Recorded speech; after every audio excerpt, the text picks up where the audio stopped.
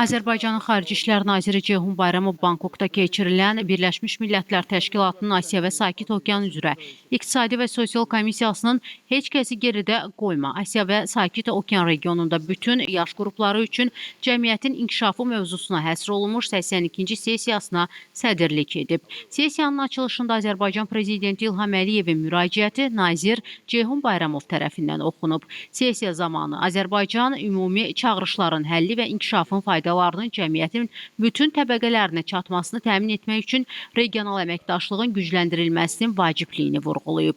Ceyhun Bayramov Azərbaycan tərəfindən təqdim olunan əsas siyasi mesajları vurğulayaraq inklüziv inkişaf, rəqəmsal transformasiya, yaşıl enerji keçidi, regional əlaqələr, sülh quruculuğu və cənub-cənub əməkdaşlığına diqqət çəkib.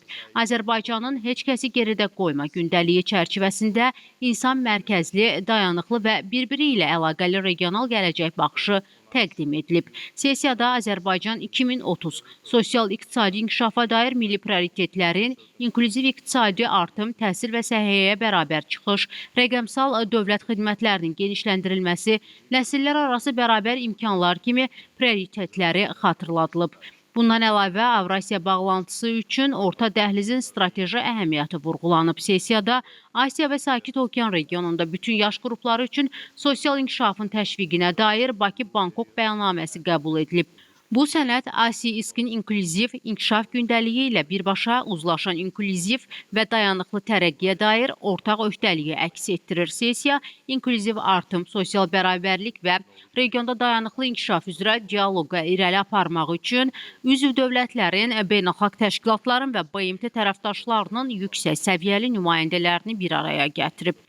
Qeyd edək ki, Azərbaycan çoxtərəfli diplomatiyada fəal rol oynamağa davam edir və ümumi inkişaf məqsədlərini dəstəkləmək üçün Asiya Sakit Okean regionu ilə əlaqələrini dərinləşdirməyə sadiqdir. Həmrəylik, innovasiya və ortaq məsuliyyət prinsipləri ilə idarə olunan Azərbaycan insanı mərkəzdə tutan, regional əlaqələri gücləndirən, rəqəmsal və yaşıl keçidləri sürətləndirən, sülhü və əməkdaşlığı möhkəmləndirən inkişaf modelini müdafiə edir.